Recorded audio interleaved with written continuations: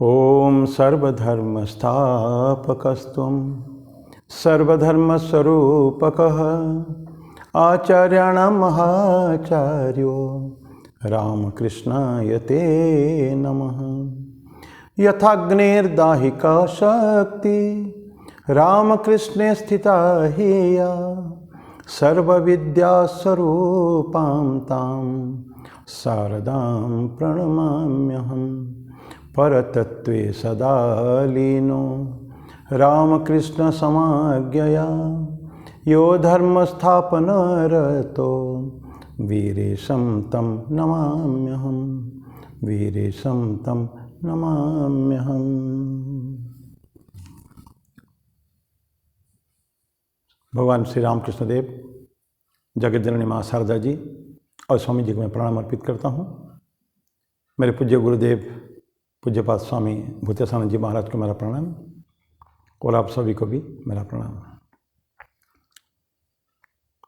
आज एक भजन से शुरू करेंगे। भगवान श्री राम के ऊपर भजन है और ट्रेडिशनल भजन है, आप लोग सभी गाते होंगे उसको। श्री रामचंद्र कृपालु भजमन, उसी को गाएंगे हम लोग। श्री रामचंद्र कृपालु भजमन हरण भव भय दारुणम। श्री रामचंद्र कृपालु भजमन हरण भव भय दारुणम। नव कंजलोचन कंज मुख कर कंज पद कंजारुणम। श्री रामचंद्र कृपालु भजमन हरण भव भय दारुणम। कंदर्प अगणित अमित छवि नवनील नीरज सुंदरम। कंदर्प अगणित अमित छवि नवनील नीरज सुंदरम। पटपीतमानहु तड़ित रुचि शुचि नौमि जनक सुतावरम। पटपीतमानहु तड़ित रुचि शुचि नौमि जनक सुतावरम। श्री रामचंद्र कृपालु भजमन हरण भव भय दारुणम। भज दीन बंधु दिनेश दानव दैत्यवंश निकंदनम। भज दीन बंधु दिनेश दानव दैत्यवंश निकंदनम। रघुनंद आनंद कंद कौशल चंद दशरथ नंदनम। रघुनंद आनंद कंद कौशल चंद दशरथ नंदनम। श्री रामचंद्र कृपालु भजमन हरण भव भय दारुणम। श्री रामचंद्र कृपालु भजमन हरण भव भय दारुणम। सिर मुकुट कुंडल तिलक चारु उदारु अंग विभूषणम। सिर मुकुट कुंडल तिलक चारु उदारु अंग विभूषणम। आजानुभुज सरचापधर संग्राम जित खरदूषणम। आजानुभुज सरचापधर संग्राम जित खरदूषणम। श्री रामचंद्र कृपालु भजमन हरण भव भय दारुणम। श्री रामचंद्र कृपालु भजमन हरण भव भय दारुणम। इति वदति तुलसीदास शंकर शेषमुनि मनरंजनम। इति वदति तुलसीदास शंकर शेषमुनि मनरंजनम। मम हृदय कंज निवास कुरु कामादि खलदल गंजनम। मम हृदय कंज निवास कुरु कामादि खलदल गंजनम। श्री रामचंद्र कृपालु भजमन हरण भव भय दारुणम। श्री राम श्री राम श्री राम श्री राम श्री राम श्री राम।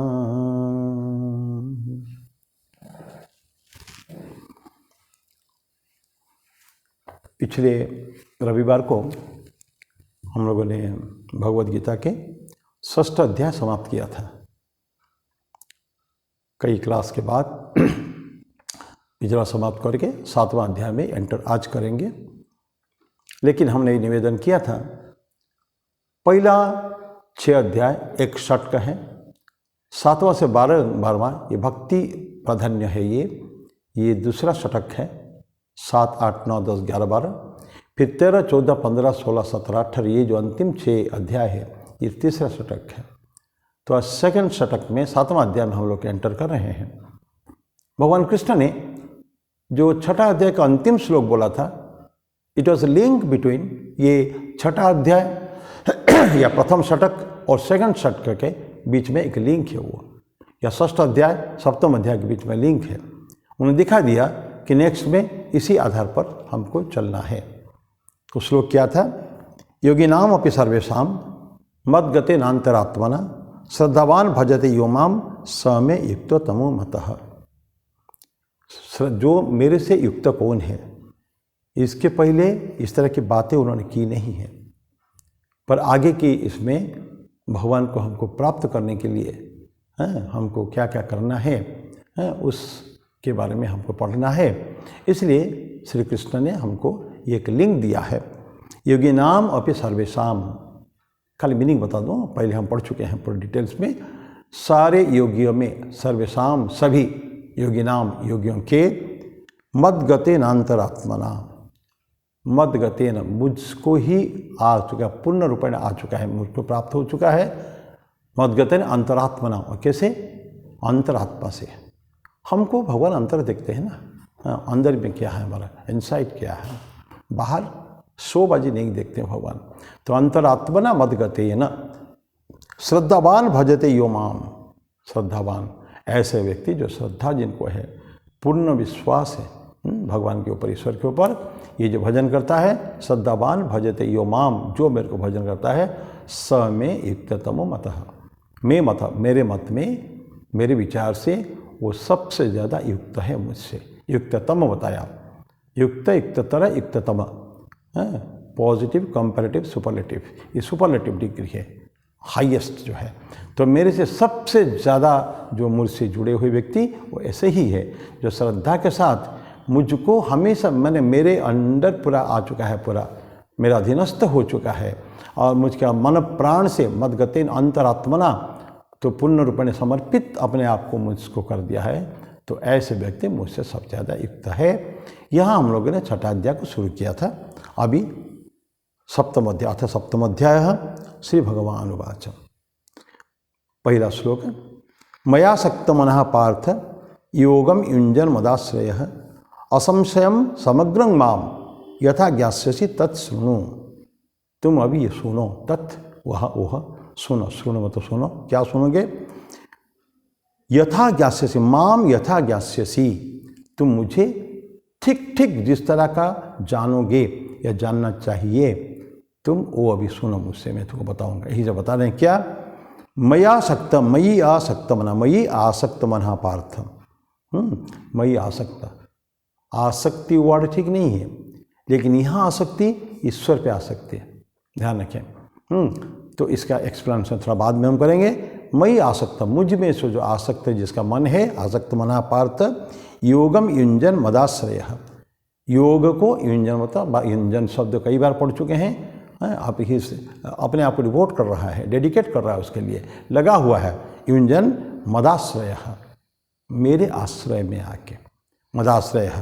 और असंशयम, बिना संदेह के, माने कंप्लीट थॉरो नॉलेज, जिसमें कि डाउट, एक छोटा सा लेस मात्र भी संदेह नहीं रह जाएगा।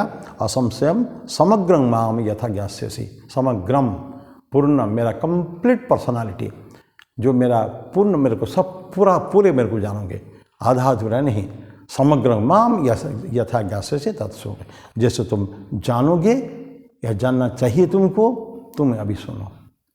इसके द्वारा भगवान कृष्ण हम सबको भी एक मैसेज दे रहे हैं, अर्जुन को बता रहे हैं तुम मुझको जिसमें जिस तरह जानोगे तब सुनो।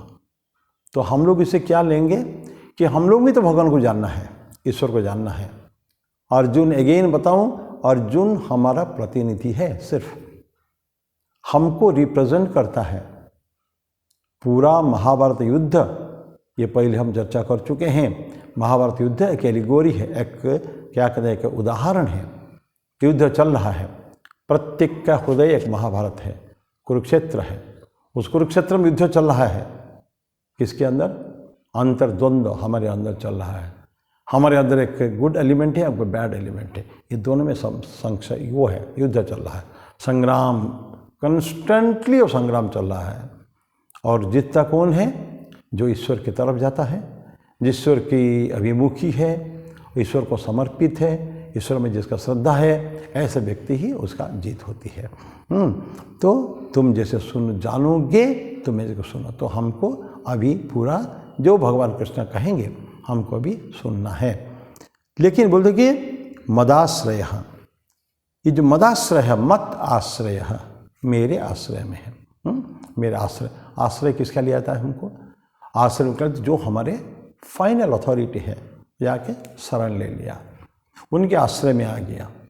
गुरु के आश्रय में शिष्य जाता है, गुरुकुल में 16-17 साल तक, 7वां 8वां साल से 24वां 25वां साल तक गुरु के आश्रय में रहता है। Now Guru is everything for him, complete dependence. क्योंकि छात्र शिष्य कहीं जाएगा नहीं, जा नहीं सकता है, नियम नहीं था। 7वां साल से 25 साल तक, वो 18 साल, ना वो बाप पिताजी के पास जा सकता है, ना पिताजी को आके देख सकते हैं। काश आजकल का सिस्टम ऐसा हो जाए कि लड़का जाके 16-17 साल तक गुरुकुल में रहें, और गुरुकुल भी नहीं रहें, ऐसे गुरु भी नहीं रहें, और परिवेश भी नहीं रहा। एनीवे, ये पाठांतर है, ये विषयांतर है, तो उस पर न जाए हम लोग।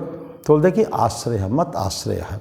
ये क्या दिखाता है कि हमारे जो कर्म करते हैं उसके किसी भी फल के प्रति पूर्ण रूप में इंडिफरेंस, हमको नज़रअंदाज कर देते हैं।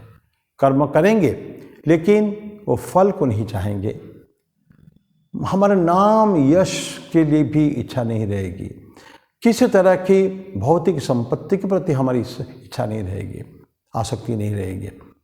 ठीक जैसे गुरुकुल में होता था, बच्चा का कुछ था ही नहीं, it's completely dependent upon the teacher. उस ऋषि कुल में जाके गुरु के ऊपर था, सब कुछ उनको वही मिलता था।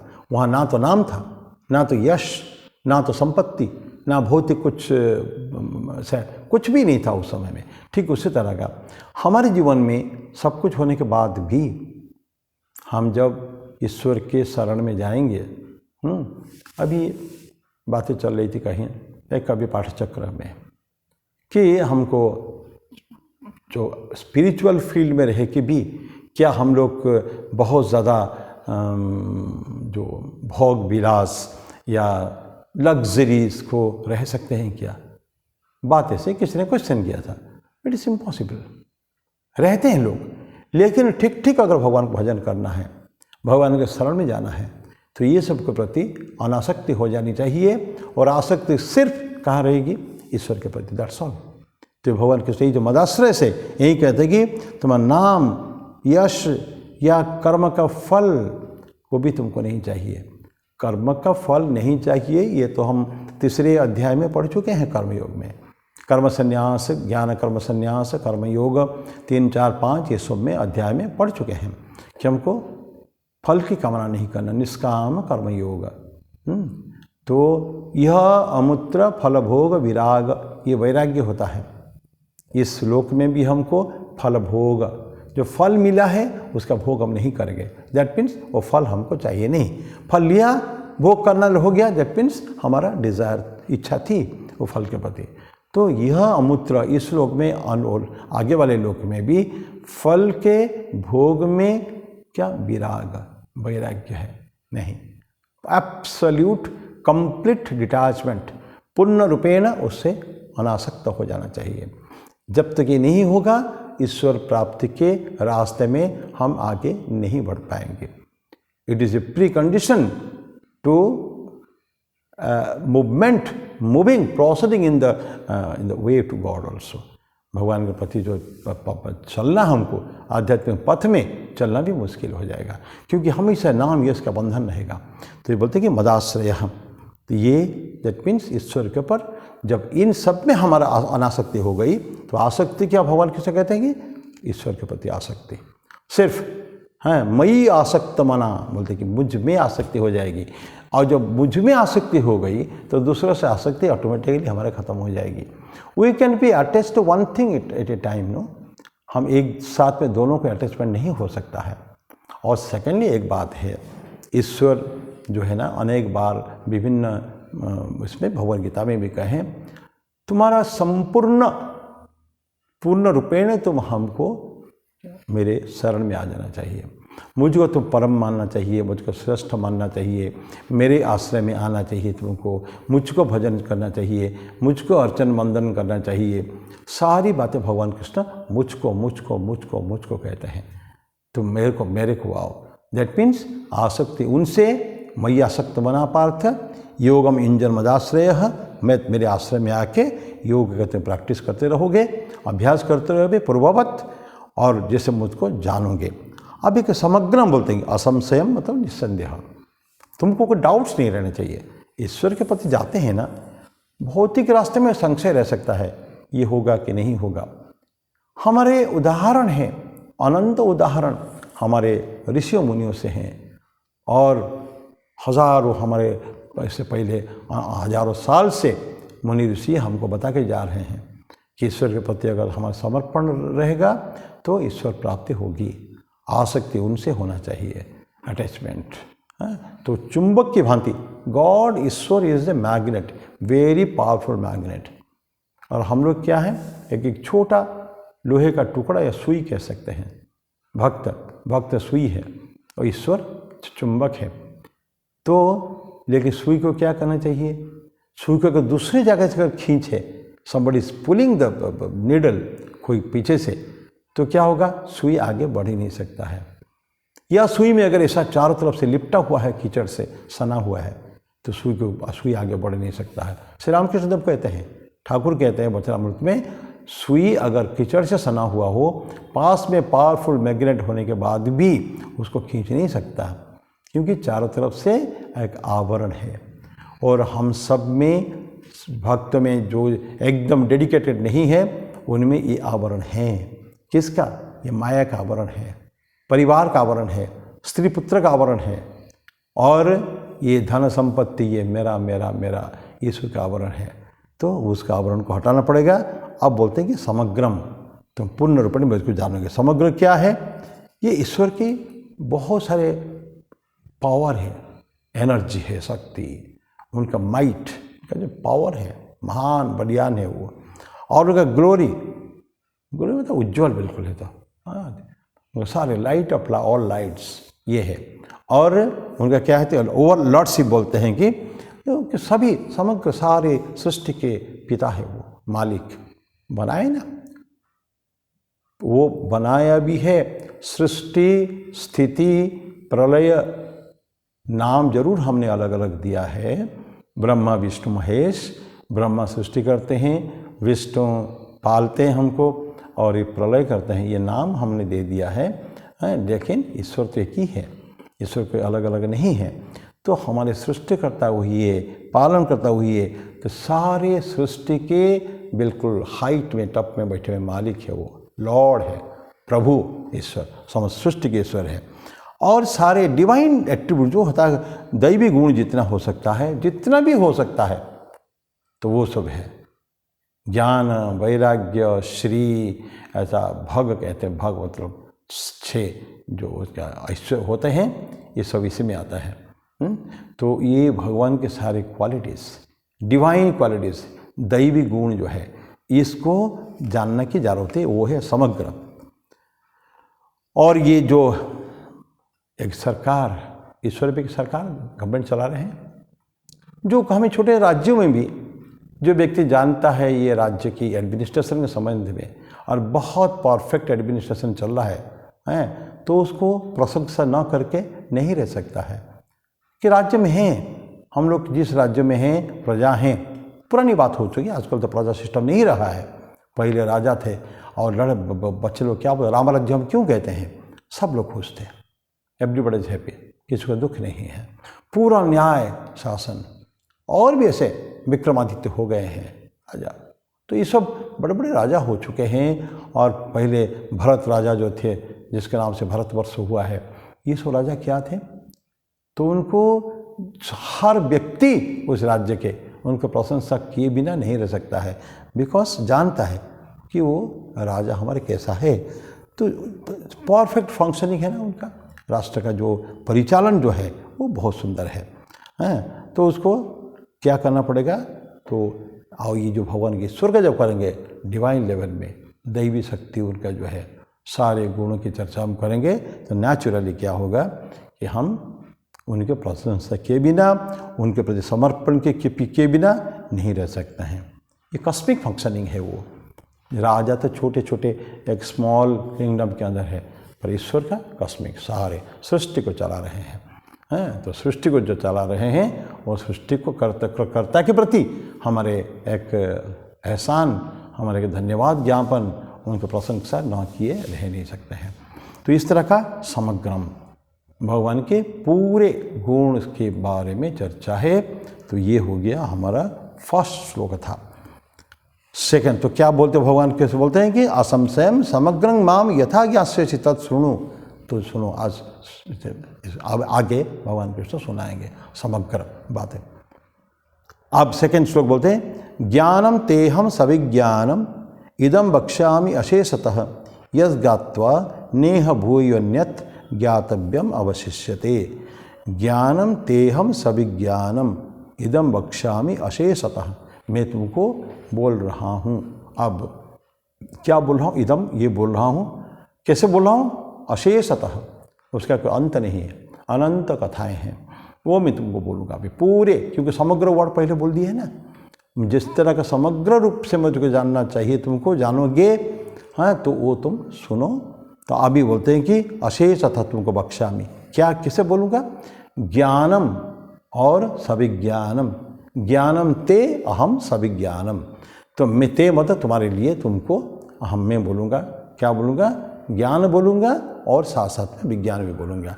ज्ञानम तेहम सविज्ञानम इदम वक्ष्यामि अशेषतः यस् ज्ञात्वा, जिसको जानकर, जो मैं बोलूँगा उसको जानकर, न यह यहाँ कभी भी भूयः ज़्यादा बड़ा, इससे बड़ा, अन्यत ज्ञातव्यम अवशिष्यते। जो जानने के बाद इससे और बड़ी चीज़ें को सुनने को तुमको नहीं रह जाएगी। That means I will speak to you the highest. जो अंत में चला गया, मैं अगर इस लेवल में हूँ तो हम कह सकते हैं कि नहीं, हम इससे ऊपर और कुछ चीज़ें हैं, उसको भी जानेंगे। लेकिन ईश्वर के बारे में जो जानना, पूर्ण और समग्र बात है जो जानना, वो क्या हो गया, पराविद्या हो गया। पर भगवान परा शब्द आगे यूज़ करेंगे। अपराविद्या, पराविद्या, अपरा मतलब लोअर कैटेगरी के, निम्न श्रेणी के विद्या, उसको अपराविद्या कहते हैं। और पराविद्या जो हाईएस्ट नॉलेज है, उच्चतम जो ज्ञान है, उसको हम पराविद्या कहेंगे। ये उपनिषद में आते हैं। तो यह ज्ञात्वा, जिसको जानकर और कुछ तुमको जानने के लिए अवशिष्ट नहीं रह सकते। दैट मीन्स ये अंतिम बातें हैं, ये श्लोक का मीनिंग है। ज्ञानम तेहम, पहले ज्ञानम, क्या बोलेंगे, ज्ञानम। और ज्ञान क्या कहते हैं, जो हम इंद्रियों से जानते हैं, मन से, बुद्धि से, इंद्रियों से जो हम कैप्चर करते हैं, जो हम सुनते हैं, देखते हैं, पांचों देखा, आंखों के शब्द स्पर्श, आंखों से देखा, कान से सुना, स्पर्श किया, ये तो ज्ञान है। मैं जानूंगा ये दिस इज समथिंग। अंधे लोग हाथी छूने, हाथी देखने गए थे, तो टच करके देखा कि ये ऐसा है। किसी ने उसको हाथी को पूंछ को पकड़ा, किसी को पैर को पकड़ा, किसी ने सूंड को पकड़ा, तो उन्होंने जब परसीव्ड समथिंग, कुछ उन्होंने दिमाग में आया है, सबके सब अंधे थे, तो लेकिन उन्होंने एक मन में एक धारणा बनाया है। तो ये कंप्रीहेंड करना उसको बोलते हैं कि वो तो ज्ञानम, ज्ञान क्या, अच्छा हम जो ज्ञान क्या होता है, जो हम इंद्रियों के द्वारा हम सीखेंगे हम लोग ना, सेंसेस, माइंड और इंटेलेक्ट, इंद्रियां, मन और बुद्धि, इसके द्वारा ही जो जानते हैं वो हमारा ज्ञान होता है। हम अभी पढ़ रहे हैं, मैं पढ़ रहा हूँ तो ये कुछ मेरे को ज्ञान हो रहा है, सूचना होती है ना। आप सुन रहे हैं अभी फिलहाल, तो ये भी एक ज्ञान की श्रेणी में आता है। ये सारे अपराविद्या है। तो ये ज्ञान आपने सुना, किसने देखा? हम जगन्नाथ गए, पुरी गए, जगन्नाथ को देखा तो जगन्नाथ जी के बारे में ज्ञान हुआ। ये मंदिर ऐसा है, प्रभु के विग्रह ऐसा है, प्रभु ऐसा बैठे, उनके पास बहन बैठी है, उनके दाहिने सबसे दाहिने तरफ उनके बड़े भाई बलभद्र बलराम बैठे हैं। तो ये हमने ये ज्ञान हो गया हमको, ठीक है। तो जो इंद्रियों से, मन से और बुद्धि से जो आता है उसको हम कहते हैं ज्ञान। और विज्ञान क्या है? डायरेक्ट ग्रास्प, सीधा रियलिटी, सच्चाई जो है, सत्यता जो है, उसको हमने दैट्स कॉल्ड द रियलिटी।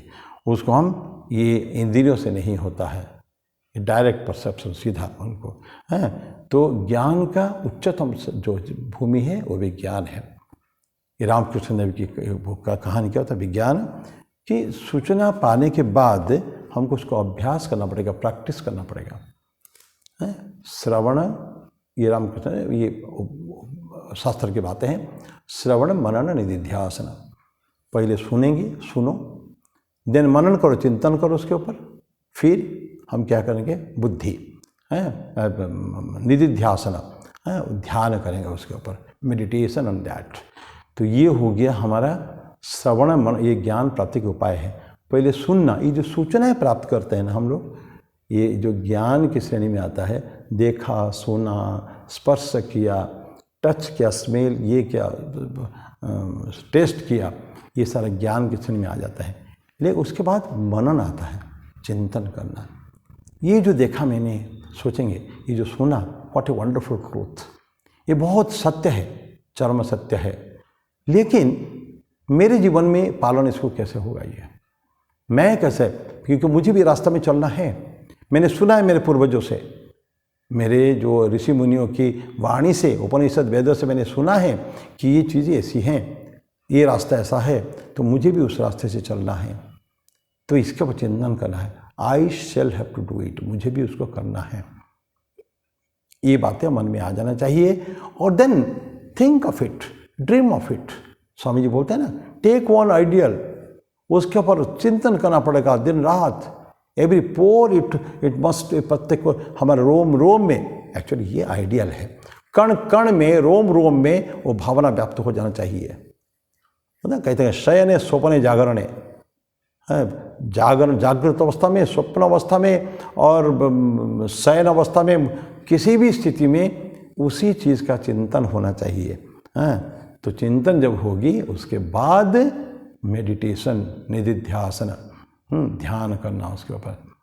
ध्यान करना मतलब प्रैक्टिस, एक्चुअल अभ्यास करेंगे तो फिर हमारे हो जाएगा, हमारे अपना हो जाएगा। और रामकृष्ण उदाहरण देते हैं, अब सब आप जानते हैं।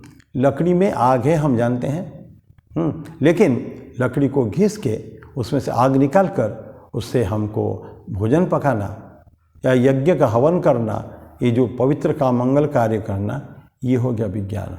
जानने के बाद भी लकड़ी में आग है, फिर भी हम ढूंढ रहे हैं, तलाश रहे हैं, नहीं, इसी लकड़ी को घिस कर आग निकालेंगे। दूध के उदाहरण देते हैं। दूध बहुत पुष्टिकर हम जानते हैं, पर दूध को पीना चाहिए, पिएंगे तब ना हृष्ट पुष्ट हम लोग। खाली पुष्टिकर जानने से थोड़ी होगा, नहीं। तो दूध धन सफ़ेद है और दूध पुष्टिकर है, उसमें 9% प्रोटीन होता है और इतना % कार्बोहाइड्रेट होता है, 4.5% जो भी होता है, इतना फैट होता है, जो भी, ये सब हमको जानना चाहिए। जानते हैं केवल, लेकिन इसको आप खाएंगे, milk is a complete food ऐसा बोलते हैं, तो उसको पिएंगे तो उसमें हमको पुष्टि होगी, शरीर की पुष्टि होगी। तो ये हो गया विज्ञान। इस तरह का ठाकुर उदाहरण दिए हैं। तो ये उदाहरण को जब हम अभ्यास करेंगे जीवन में, वो हो गया विज्ञान।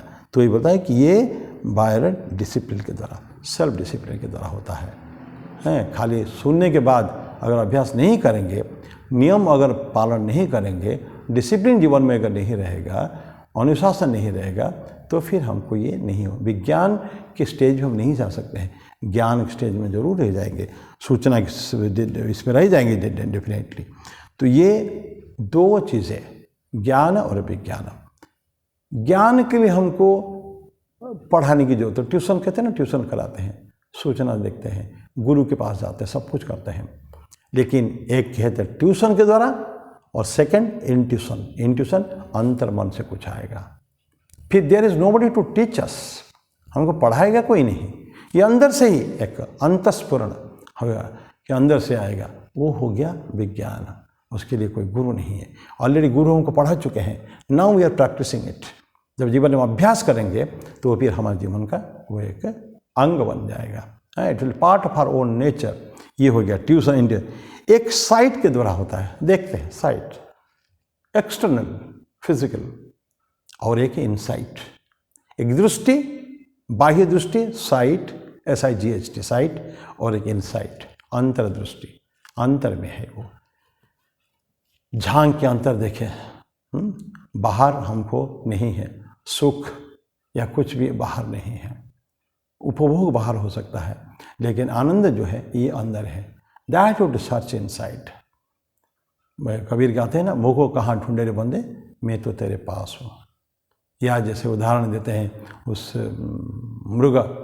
मृग के नाभि में कस्तूरी है, अतसौरभ खुशबू है, बहुत ही उत्कट, फर्स्ट क्लास, लेकिन वो खोजता है कहाँ है ये गंध कहाँ है। वन वन में फिरता है मृग और अंदर रख के चलता है। तो इस तरह का नहीं है, हमारे अंदर वो अंतस्फुरण है, वो अंतर में अग्नि है, वो स्फुलिंग जो है, एक चिंगारी ये अंदर है। Just feed it. उसके अंदर जो एक चिंगारी को थोड़ा सा ईंधन डालने पर वो देन प्रज्वलित हो जाता है, अग्नि प्रज्वलित होता है। तो ये अग्नि को प्रज्वलित करने के लिए ईंधन चाहिए, तो उसे साधना करेंगे उस अंतस जो अग्नि है उसको प्रकट करने के लिए। तो ये हो गया साइट, इनसाइट, ट्यूशन, इंट्यूशन, ये सब चीज़ें। और एक एक्सटर्नल बाह्य है और एक अंतर है। उपनिषद में कहा था परोक्ष अनुभूति, परोक्ष ज्ञान, अपरोक्ष ज्ञान। परोक्ष ज्ञान एक्सटर्नल, प्रत्यक्ष और परोक्ष। प्रत्यक्ष को अपरोक्ष भी बोलते हैं। तो एक परोक्ष कौन सा वाला ज्ञान है, परोक्ष, और विज्ञान है अपरोक्ष। इस तरह के बात भगवान कृष्ण कहते हैं कि क्या है, विज्ञान, ज्ञान और विज्ञान दोनों में तुमको पढ़ाऊंगा, ऐसे भगवान कृष्ण कहते हैं। तो ये सेकंड श्लोक था। थर्ड श्लोक से वंडरफुल, बहुत सुंदर श्लोक है। ये हम लोगों के जीवन को दर्शाता है। साधक के लिए इसको जानना बहुत ज़रूरी है, और केवल जानना नहीं, सुन के तो हम देख लेंगे कि हम किस कैटेगरी में आते हैं, लेकिन हमको सुनने के बाद हम अगर लोअर कैटेगरी में हैं, हम कैसे ऊपर की श्रेणी में जा सकते हैं, हमारा आध्यात्मिक उत्थान कैसे हो सकता है, ये हमको सोचना है। वो श्लोक क्या है, मनुष्याणाम सहस्रेषु कश्चित यतते सिद्धये यतताम अपि सिद्धानाम कश्चिन माम वेत्ति तत्वतः। भगवान कृष्ण एक facts of the society world ला के दे देते हैं, सारे भक्तों की बातें सामने रखते हैं कि मनुष्याणाम, मनुष्यों के, सहस्रेषु, सहस्र हजार है, सहस्रेषु, सहस्र वर्ण का ये सप्तमी विभक्ति बहुवचन में, सहस्रेषु अनेक हजारों में। हजार तो इटसेल्फ इज ए प्लूरल, लेकिन सहस्र जब एक वर्ड शब्द हो जाता है उसका भी एकवचन, द्विवचन, बहुवचन होता है। तो सहस्रेषु बोलते हैं कि ऐसे हजारों, लाखों, कई हजारों मनुष्य में, मनुष्याणाम सहस्रेषु कश्चित, कश्चित तो कोई एक, कह चित, कह मतलब एक ही वर्ड है, एक वचन है वो, कह कहो के हैं किम शब्द का। तो कोई एक व्यक्ति कश्चित क्या करता है, यतति, यतित होता प्रयास करता है, यतिति प्रयास करता है, किसके लिए, सिद्धये, सिद्धि के लिए, सिद्धि प्राप्ति के लिए। सिद्धि के बारे में हम आगे चल के पढ़ेंगे, सिद्धि क्या है। तो सिद्धि के लिए कोशिश करता है, प्रयास करता है। फिर क्या होता है, यतताम अपि सिद्धानम, ये जो सिद्धि प्राप्त करने के लिए कोशिश करते हैं और सिद्धि भी बन जाते हैं, उनमें से कश्चिन माम वेत्ति तत्वतः, कोई क्वचित, पुनः क्वचित एक कोई व्यक्ति क्वचित माम व्यक्ति, मुझको जानता है, व्यक्ति मतलब जानता है कैसे, तत्वतः, ठीक ठीक मेरा जो तत्व है, रियलिटी, मेरा जो रियलिटी है उसको जान पाता है। कितना कि कई हजारों में, लाखों में एक व्यक्ति रियली ठीक ठीक प्रयास करता है, उन प्रयास करने वालों में कोई व्यक्ति मेरे को जान पाता है। तो कितना हो गया, मिलियंस में, मिलियंस करोड़ में एक व्यक्ति कोई हमको ठीक ठीक जानता है। ध्यान रखिए, साधना कितने लोग करते हैं, लाखों करोड़, लेकिन पाता कौन है, एक आध, एक दो व्यक्ति पाते हैं। सभी लोग ईश्वर को प्राप्त नहीं होते हैं, because the path is so difficult, you know, बहुत डिफिकल्ट पाथ है वह। क्षुर से धारा होता है, यमराज बोलते हैं, ये एकदम शार्प एज सूर्य देते हैं। हम चल लें थोड़ी असावधानी, परफेक्ट सावधानी के साथ आपको चलना है हम सबको, तब जाके वो मार्ग हमारे लिए गम्य सुगम्य हो जाएगा, अगम्य नहीं रहेगा। तो ऐसे मार्ग तो कठिन रास्ता है, रास्ता बहुत कठिन है, आध्यात्मिकता का रास्ता बहुत कठिन है, इतना ईजी नहीं है।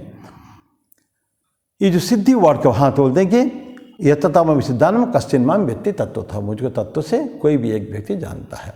तो ये भगवान ने ला के खोल के रख दिया भक्तों की का स्टाटस, कहाँ है हम, किस ग्राउंड पे खड़े हैं, कौन कह सकता है कि मैंने ईश्वर को जाना है। और लेकिन इस कृष्ण का, भगवान कृष्ण का कहना है, बहुत सारे लोग करते हैं लेकिन निष्फल हो जाते हैं, उनको सफलता नहीं मिलती है।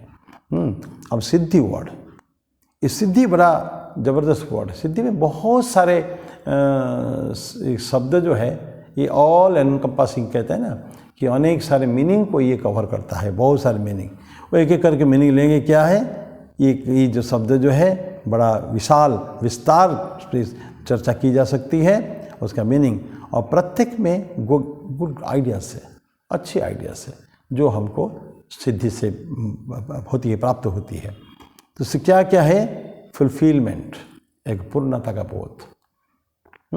मैं क्या, कोई कह सकता है कि आई एम फुलफिल्ड, मेरे अंतर में कोई रिक्तता नहीं है। इट्स वेरी डिफिकल्ट, क्योंकि रिक्तता का बोध हमेशा रहता है व्यक्ति को, मेरी अभाव का बोध जो है, अभाव, मेरे पास ये नहीं है, ये नहीं है, वो नहीं है, वो नहीं है, so many things we keep on complaining कि मेरे पास ये नहीं है। मेरे पास ईश्वर की दृष्टि नहीं, ये नहीं क्यों बोलेगा, ज्ञान ये नहीं बोलेगा, लेकिन भौतिक संपत्ति को लेकर। लेकिन वो व्यक्ति जिसने त्याग वैराग्य के मार्ग पर चला, जो आध्यात्मिक मार्ग पर चला, मैं अभी बोला था ना कुछ देर पहले कि जो luxury and comforts, real spiritual aspirant, real जो ईश्वर के मार्ग में चलना चाहता है, वो कभी भी इन बातों को अपने जीवन में अंगीकार नहीं करेगा, नहीं, कष्ट सहलेगा।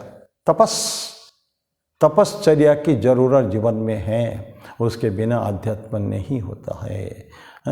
तो बिल क्या चाहिए उसको कि ये बोला सक्सेस जीवन में पाने के लिए, जब फुलफिलमेंट, जब पूर्ण रूपेण हमारा सब कुछ अंदर से संतुष्टि हो गई है, सेटिस्फाइड विद इन, संतुष्टि अंदर ही है, तो बाहर बोल के कुछ चाहिए नहीं, एक्सटर्नल कंफर्ट्स लग्जरीज कुछ नहीं चाहिए, मैं पूर्ण हूँ अंदर, दैट से फुलफिलमेंट।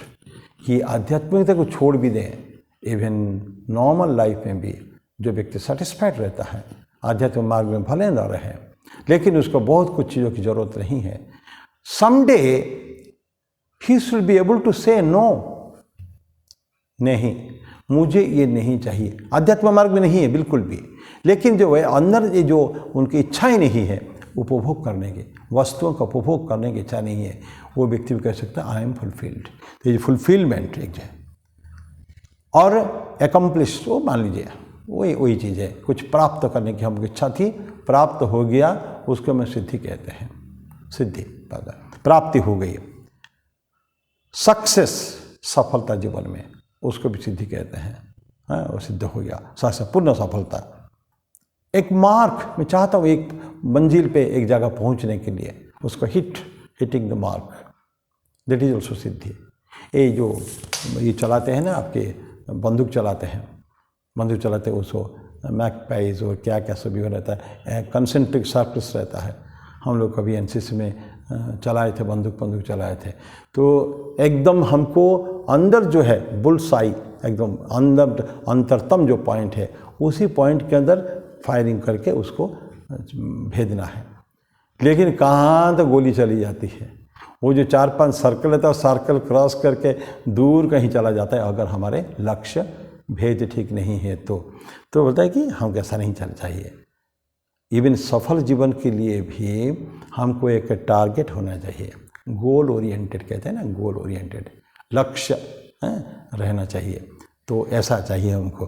तो ऐसा सब हिटिंग द मार्क, हिलिंग, वैसे बाकी बहुत सारे कमिंग इनटू फोर्स, कोई चीज़ को काम में शुरू हो गया, माने एक नियम था, वो कानून था, वो कानून को लागू हो गया उससे, उसको भी सिद्धि कहते हैं। सिद्धि का बहुत सारे मीनिंग है। वैल्यू ऑफ पेमेंट, इंडिस्प्यूटेबल कंक्लूजन, एक हम तो समस्या का समाधान में पहुंच गए हैं, जिसके ऊपर कोई समझे इंडिस्प्यूटेबल, डिस्प्यूट नहीं है, उसके ऊपर कोई विरोधाभास नहीं है, ऐसे अगर कंक्लूजन में पहुंच गए हैं, फाइनल निर्णय में पहुंच गए हैं, उसको भी कहते हैं। इस तरह की मैच्योरिटी, प्रिपरेशन, ये सब बहुत सारे वर्ड्स हैं। प्रॉस्पेरिटी, प्रॉस्पेरिटी को भी लोग सिद्धि में मानते हैं।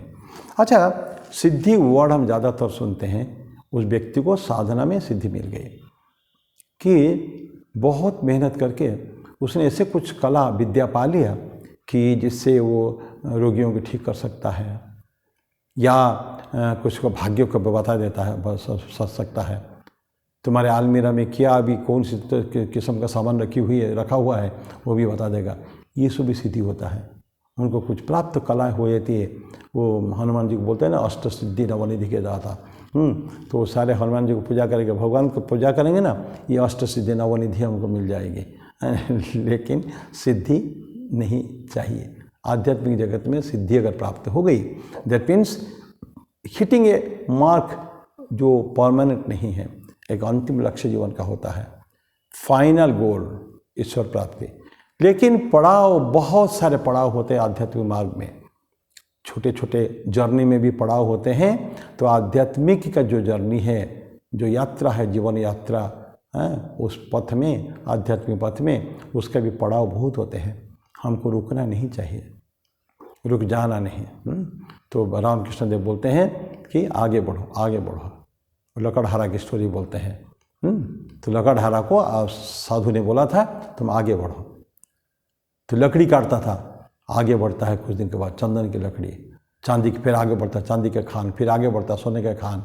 तो ये सब स्टोरीज है, ये सब उदाहरण देकर समझाते हैं कि हमको आगे बढ़ना है।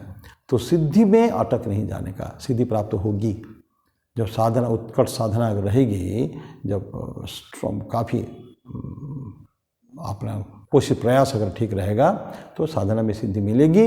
लेकिन ठाकुर कहते हैं, और सभी ने बोला है, ठीक जो रियल साधक जो है वो सिद्धि में भी देखे, नहीं ये मुझे नहीं चाहिए, मुझे और आगे जाना है। तो चले हुए थी, आगे बढ़ो, आगे बढ़ो, आगे बढ़ो। तो इस तरह की ये सब होता है कि फाइनल और अंतिम जो है वो होता है इमांसिपेशन, मुक्ति। फाइनल इमांसिपेशन, अंतिम बात हम अगर लें बहुत सारे शब्दों के बीच में, अंतिम मोक्ष इंसान का लक्ष्य क्या है? मुक्ति प्राप्ति, मुक्ति हो जाना चाहिए।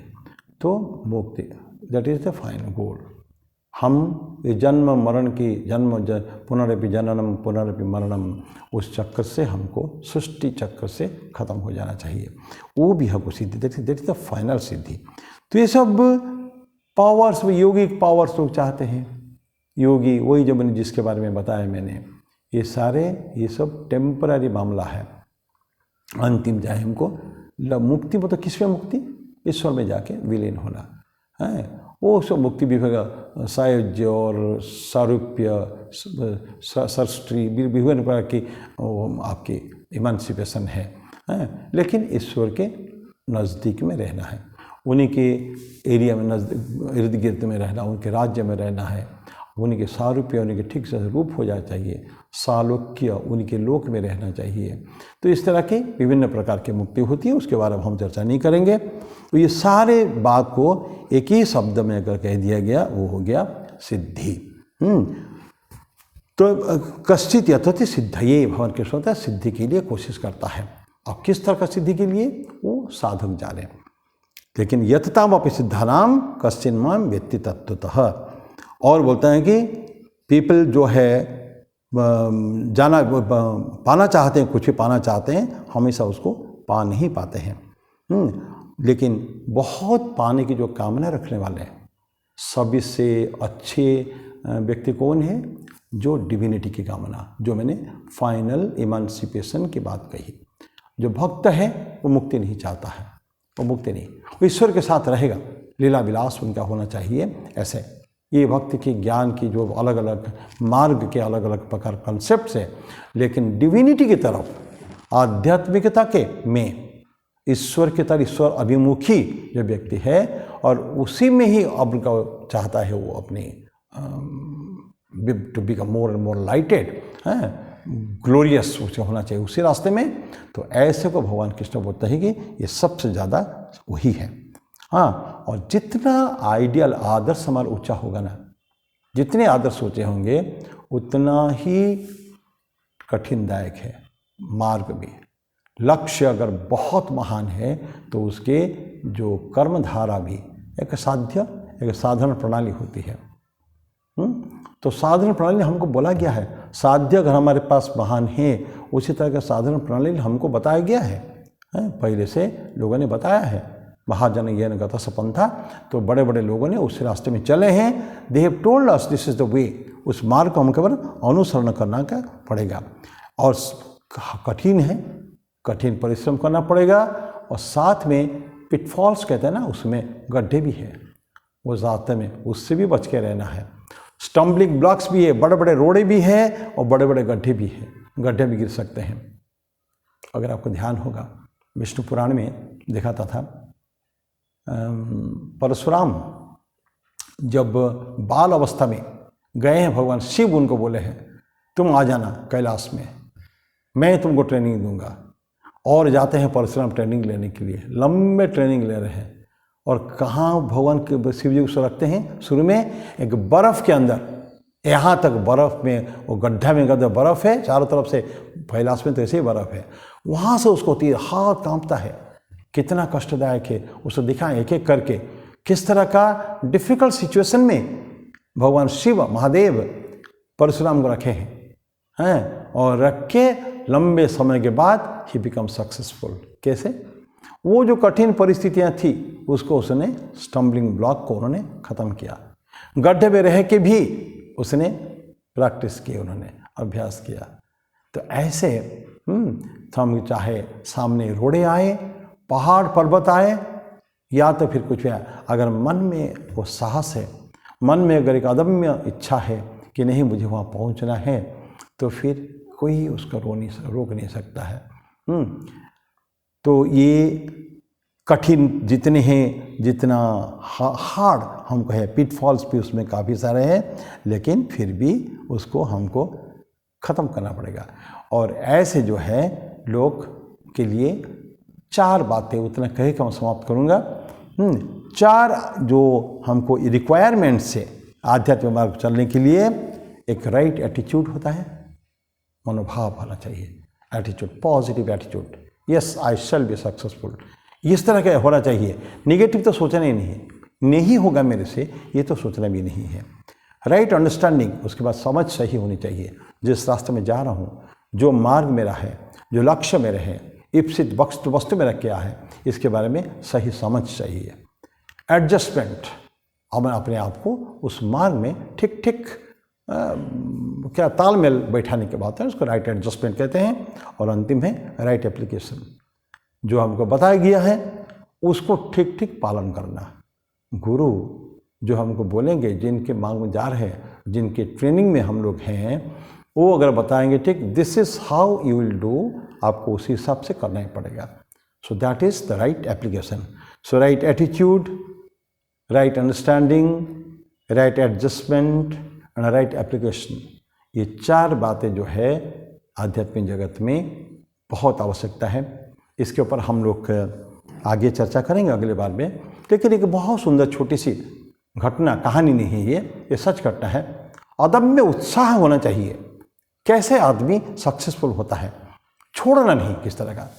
मैं उस दिन पढ़ रहा था, उस दिन हैनिबल एक व्यक्ति हो चुके हैं, बहुत पुराने, आज से कम हज़ारों सैकड़ों साल पहले की बात है। मेरे ख्याल में कुछ 2200 साल होगा। हैनिबल करके, वो कार्थेज करके कंट्री है ये यूरोप में।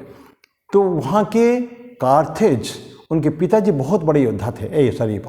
हैनिबल जो है उनके पिताजी बहुत बड़े योद्धा थे।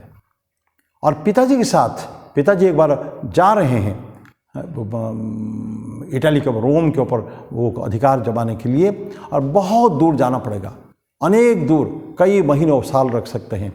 9 साल का बच्चा हैनिबल उस समय में, 9 इयर्स, उसने भी बोला मैं जाऊंगा आपके साथ, एंड मैं भी आपके साथ योद्धा बनूंगा। और बाकी कहानी बहुत लंबी कहानी है। तो हैनिबल जाता है, वो जाता है, सारा जीवन होता है, कई बरस बीत जाता है, फाइनल युद्ध होता है, लेकिन फाइनली वो फिर मारा जाता है उसमें, अंत में। ये लंबी कहानी है। सारे युद्ध जो जीतने के बाद, रोम के विभिन्न स्थान जीतने के बाद अंतिम में जो आता है रोम में, तब तक इसका सैन्य बल एकदम कम हो चुका है। अनेक वर्षों के बाद लोगों में और उतना आशा भी नहीं है, और वो साहस भी नहीं है, वो जोश भी नहीं है, और उधर उन्होंने बहुत सैन्य सामंत वगैरह इकट्ठा किया है। तो जो भी है, लेकिन ये जो 9 साल की उम्र में बच्चा, सारा जीवन उन्होंने बिता दिया सैनिक छावनी में और घोड़े के पीठ में सारा जीवन गुजर गया है। ये जो साहस उसने बताया है, इस मैंने रोमांचक कहानी में इसके पढ़ के स्तब्ध हो गया उसको, हैनिबल की स्टोरी। सो ऐसे भी लोग हैं। मैं आध्यात्मिक जगत की बात नहीं कर रहा हूँ, ये इसमें भी, इस अपने वॉर फील्ड में भी जो युद्ध भी चाहिए। तो जीवन एक युद्ध है, जीवन का संग्राम है ये आध्यात्मिक यात्रा। ये भी एक बहुत बड़े संग्राम से कम नहीं है। चाहे आप वॉर फील्ड में जाएं, युद्ध करें, वहाँ संग्राम, रण संग्राम हो, या तो जीवन संग्राम हो, या तो आध्यात्मिक संग्राम हो, ये सारे संग्राम होते हैं, और उसमें बहुत साहस चाहिए।